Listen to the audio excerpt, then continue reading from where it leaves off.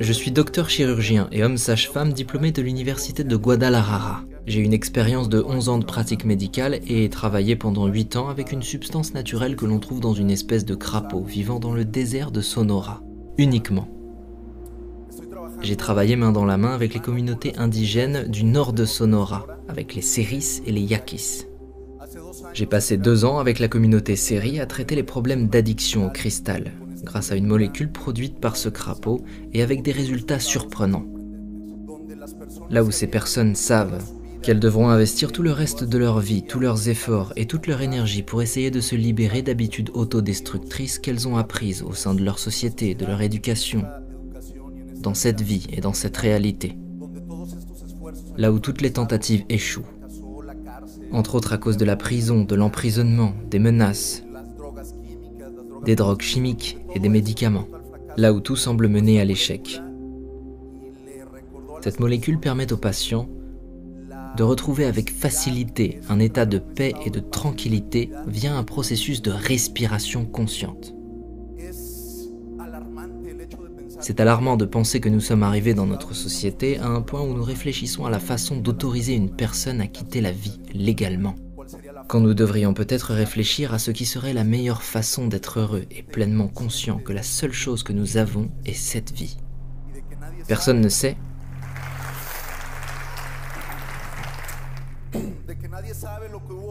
Personne ne sait ce qui était avant ou ce que nous verrons après ce plan d'existence.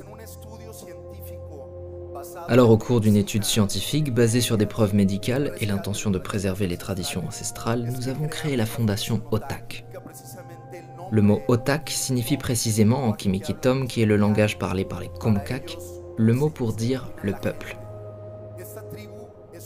Cette tribu est l'une des rares de ce continent à n'avoir jamais été colonisée et à n'avoir jamais perdu ni ses traditions, ni son territoire, ni son langage.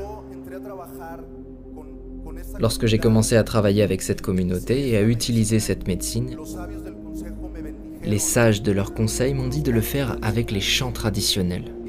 Puis la fusion de ce langage ancestral et de cette vibration sonore se combine avec l'assimilation d'une substance chimique déjà présente dans notre cerveau et dans le cerveau de tous les mammifères. Cette molécule est comme un langage codé par lequel la planète communique avec nous depuis la nuit des temps. Cette molécule se trouve dans différentes plantes considérées comme sacrées dans l'Antiquité.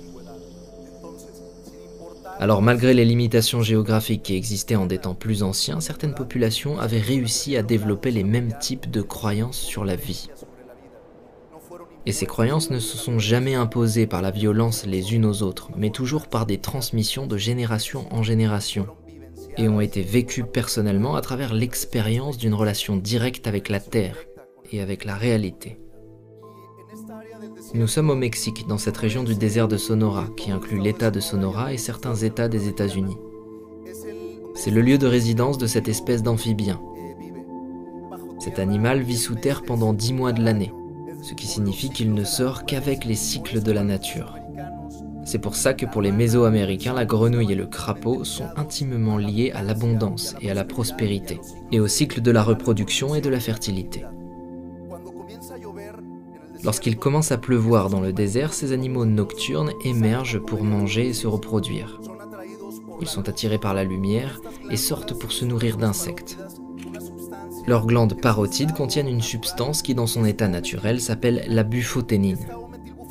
Cette bufoténine est un neurotransmetteur que nous reconnaissons comme chacune des substances que nous identifions comme psychoactives, c'est-à-dire toutes les molécules qui, lorsque je l'ingère, produisent une altération de mon métabolisme, et qui est due dans ce cas précis au fait qu'un récepteur spécifique réagisse à sa présence. Toutes ces molécules que l'on peut retrouver dans les plantes sacrées ont un équivalent dans notre corps, et toutes ont des effets différents. Cependant, la molécule issue du venin de crapaud qu'on appelle bufoténine, lorsqu'elle entre en combustion, elle se convertit en une autre substance qu'on appelle 5-méthoxydiméthyltryptamine. Parmi les 285 types de crapauds buffo recensés dans le monde, le buffo alvarius du désert de Sonora est le seul dont le venin produit sous l'effet de la combustion du 5-MeO-DMT avec une densité d'environ 15%.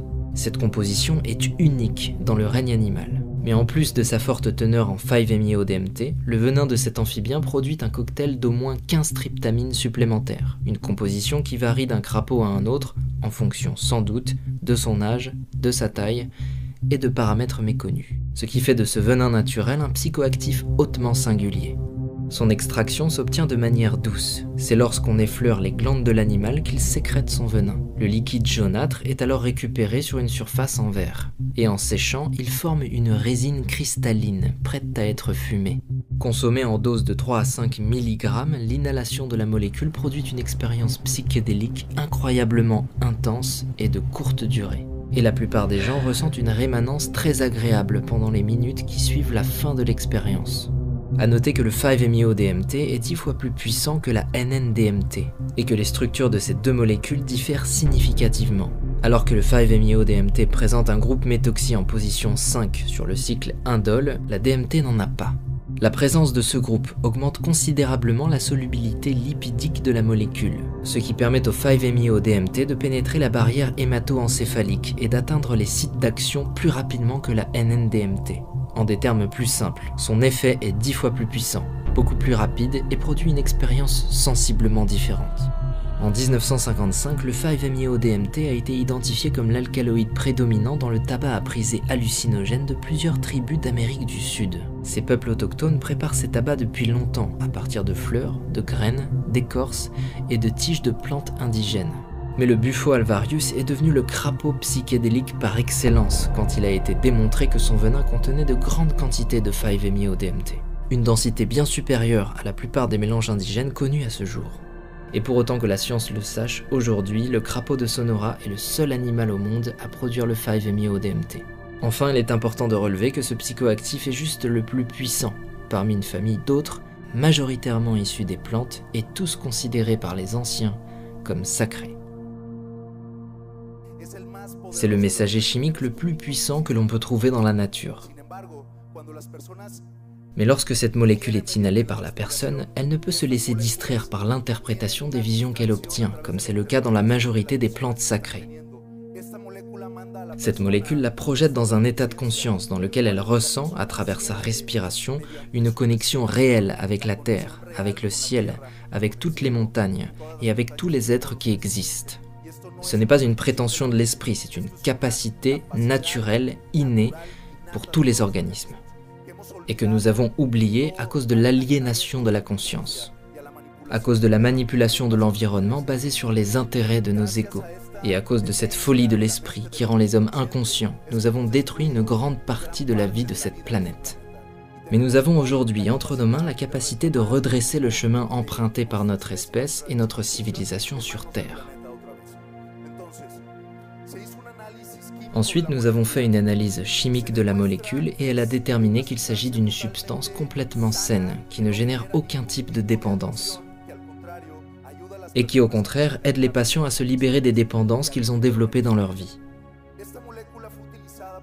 Cette molécule a été utilisée par toutes les cultures mésoaméricaines et on la voit représentée dans ces effigies mayas évoquées précisément à l'endroit où se trouve la glande. On la retrouve non seulement dans les effigies mayas, mais aussi dans diverses figures olmèques, toltèques et aztèques. Cette représentation de la glande du crapaud est intimement et directement liée au processus de magie et de spiritualité. Qui plus est, nous pouvons vérifier scientifiquement que la croyance en une puissance supérieure ne se fait pas à travers une hallucination de l'esprit, mais au travers de l'expérience vécue personnellement. Et que s'il y a une énergie d'amour et de lumière qui nous réunit tous, la seule chose qui nous sépare de cette conscience, c'est notre vague idée du monde. Ce symbole préhispanique est exposé dans la plus grande salle du musée de Templo Mayor de la ville de Mexico. Cette pièce représente Taltecutli, ou la déesse crapaud de la terre-mère des Aztèques. Toute la mythologie précolombienne a quelque chose à voir avec les processus réels de la nature. Les gens n'étaient pas plus fous avant que nous ne le sommes aujourd'hui. Les peuples d'avant avaient probablement de vraies connaissances, dont nous aurions perdu la mémoire, comme chacun d'entre nous pourrait la perdre. Nous avons tous une amnésie parce que nous avons coupé la ligne de continuité qu'il y avait dans le savoir transmis de génération en génération. Les gens savaient à quoi servait chaque petite brindille et ce que donnait chaque petite graine. Et nous, ce que nous retiendrons de notre époque est la dégradation de la planète et son exploitation, parce que nous avons appauvri notre vie à cause de notre misère mentale et de la misère de notre cœur. Comment pourrions-nous donner aux autres ce que nous ne nous sommes jamais donné? Comment pouvons-nous dire à quelqu'un à quoi ressemble la Lune si nous n'y sommes jamais allés? Comment pouvons-nous dire que nous savons ce que c'est que d'aimer si nous ne nous sommes pas aimés? Comment pouvons-nous essayer de changer le monde si nous ne savons pas nous changer nous-mêmes? Et ce processus de transformation qui commence par la respiration est intimement lié au processus essentiel de la vie.